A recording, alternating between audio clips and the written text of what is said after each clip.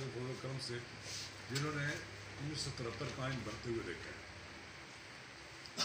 اور 1973 کا آئین بننے کے بعد جو طے و تیغ ہوئے ہیں لوگ لیاقت باغ میں، وہ بھی میں نے اپنی آنکھوں سے اسٹیج پر میں موجود تھا جب پختون ظلمے کے لوگ جب ان پہ یہاں پر گولیاں چلائی گئی اس وقت.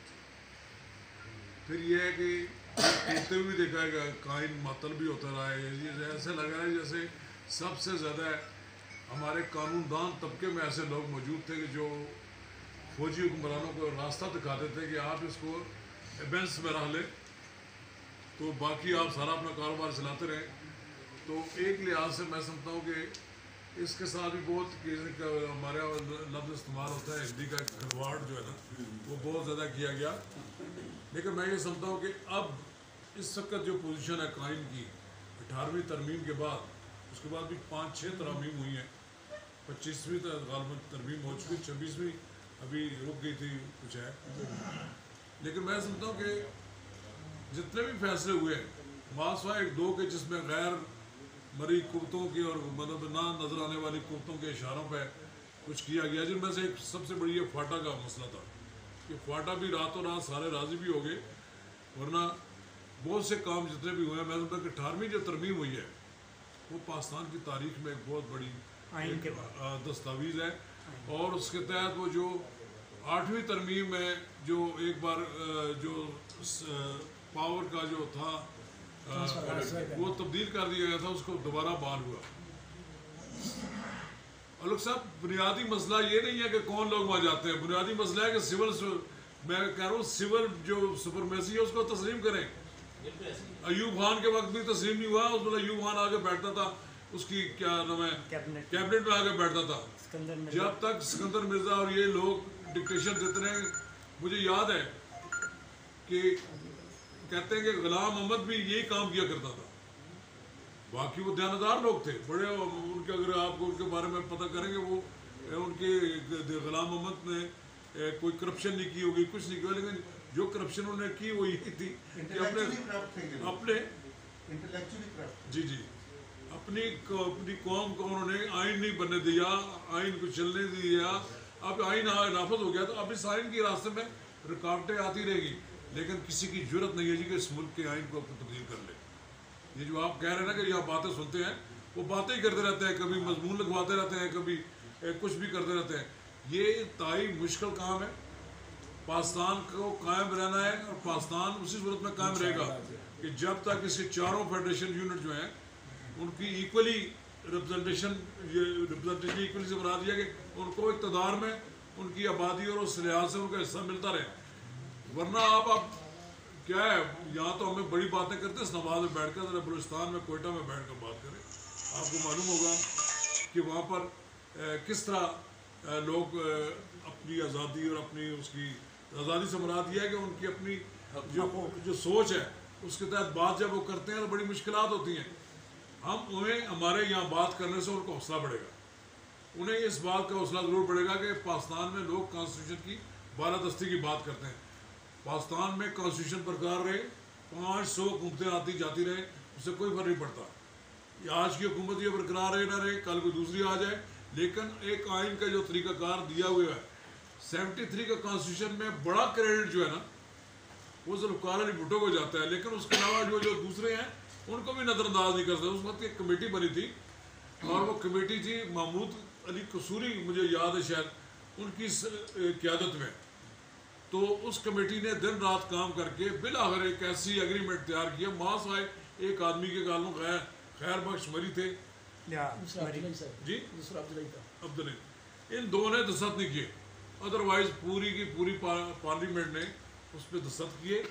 وہ قائم ہوئی. وہ ایک ایسی ڈاکومنٹ تھی کہ جس کو قائم رہنا چاہیے تھا، لیکن بدقسمتی یہ ہے کہ چونکہ وہ سارا کے سارا آئین فرد واحد کی مرضی کے خلاف بنا تھا.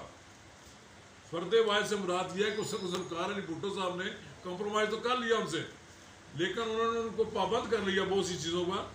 تو جو ہی آئین کے تحت ملک چلنا شروع ہوا تو انہیں 6 ترامیم آگے پیچھے کی. لیکن میں کہتا ہوں ذوالفقار علی بھٹو کو ساری ان کو گناہوں کی معافی ہے جو انہوں نے ختم نبوت کی آئین میں ترمیم کی ہے. میں کہتا ہوں اللہ تعالیٰ ان کے لیے جنت ان کو نصیب کرے، اور میں کہتا ہوں کہ ان کی عاقبت درست ہوگی. انہوں نے اپنے لیے ایک ایسا، جب انہوں نے کہا کسی نے کہ انہوں نے کہا کہ میں اپنی موت کے پروانے پر دستخط کر رہا ہوں، انہیں معلوم تھا کہ ان کے ساتھ کیا ہونا ہے. لیکن بہرحال ہمیں دیکھنا چاہیے کہ طویل جد و جہد لوگوں نے کی ہے. لوگ جو منتخب ہو کر آتے ہیں کالے ہیں چٹے ہیں کرپٹ ہیں یا نہیں ہیں، لوگ ووٹ دے کر آتے ہیں. ووٹ سے جو آدمی آتا ہے اس سے ہمیں توقع رکھنی چاہیے کہ وہ ہماری نمائندگی کرے. ہمیں اس کی حوصلہ افزائی کرنی چاہیے تاکہ وہ ان کو، اگر آپ ان کے بیک میں نہیں ہوں گے تو وہ وہاں پر پارلیمنٹ میں جا کر فیصلے نہیں کر سکیں گے. لوگ ان کے لیے راستے بند کریں گے، ان کے لیے دباؤ کا حربے ہوں گے. اب بھی پارلیمنٹ ہماری اس وقت بھی دباؤ میں ہے. دباؤ میں ہونے کی بنیادی وجہ یہ ہے کہ یہ یہاں پر بھی کوئی سارے کے سارے ٹھیک منتخب ہو کے نہیں آئے، لیکن پھر بھی جو بھی لوگ ہیں ہمیں ان سے یہ توقع رکھنی چاہیے کہ اس آئین کا تحفظ کریں گے.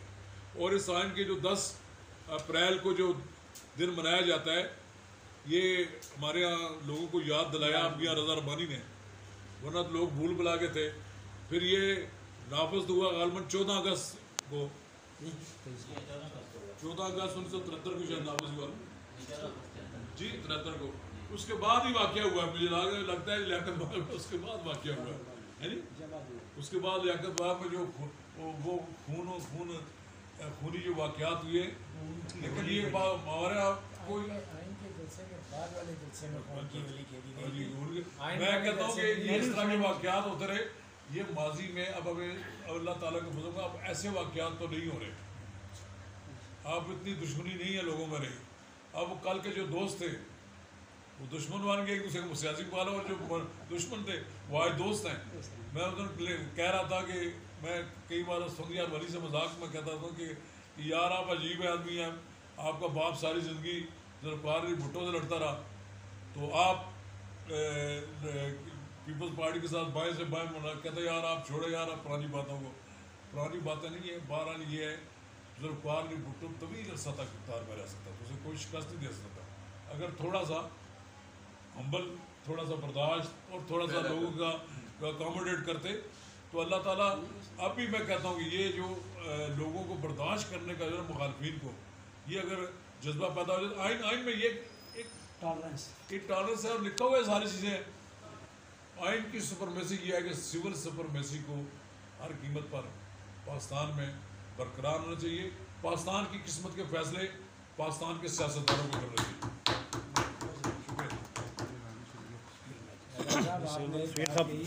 سوری بات یہ ہے کہ وہ آپ نے بڑی اچھی بات کی کہ اپنے موت کے پروانے کو سائن کر چکا تھا.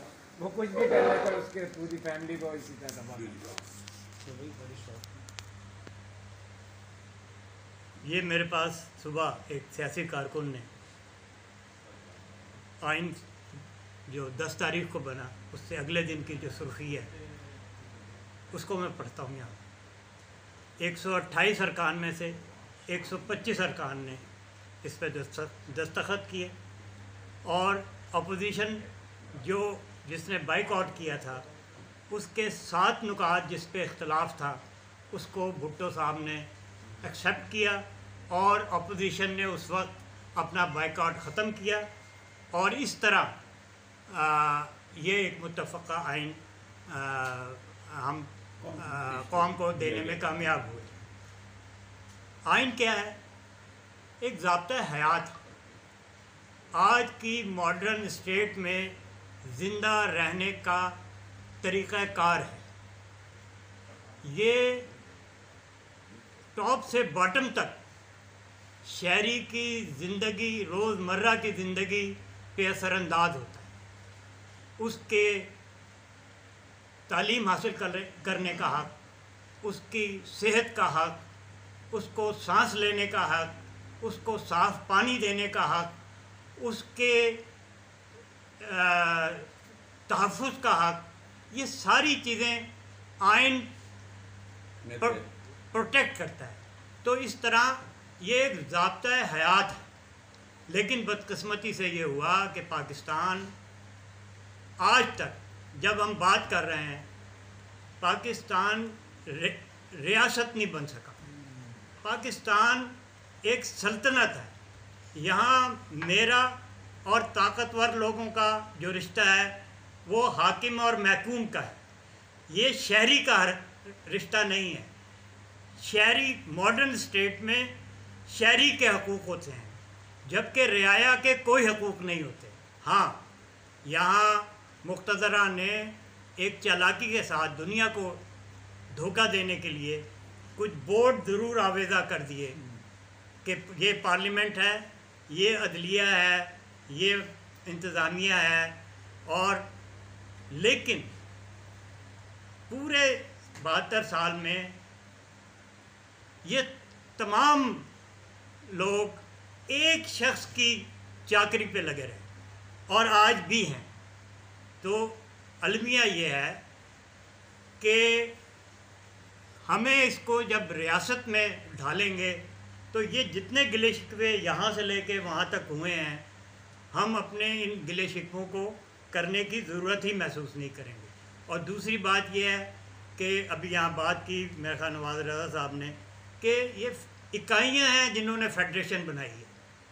ये फेडरेशन कोई चीज़ नहीं है, ये इकाइयों पे मुहित है और ये इकाइयों का हक़ है। जब वो ये हक़ अपना मांगते हैं तो फिर यहाँ पे मुल्क के नाम पे, कौम के नाम पे जो मांगते हैं उनको किसी और का एजेंट करार दे के इस्लामाबाद में बैठे लोग जो हैं उनको आम आदमी को, बल्कि आम आदमी को नहीं, पंजाब के लोगों को गुमराह करते हैं, क्योंकि पंजाब उनकी कॉन्स्टिट्यूंसी है। इसलिए ये एक बड़ी खुशाइंद बात है कि इस्लामाबाद प्रेस क्लब में इतने मुश्किल मौजू पे हम बैठे हैं, बात कर रहे हैं, लेकिन ये एहतजाज मेरा रिकॉर्ड पे रहा है जनाब सदर कि इसके लिए इतना थोड़ा वक्त और उसको डिक्टेट करके कहना, ये इस आइन की तौहीन है। शुक्रिया।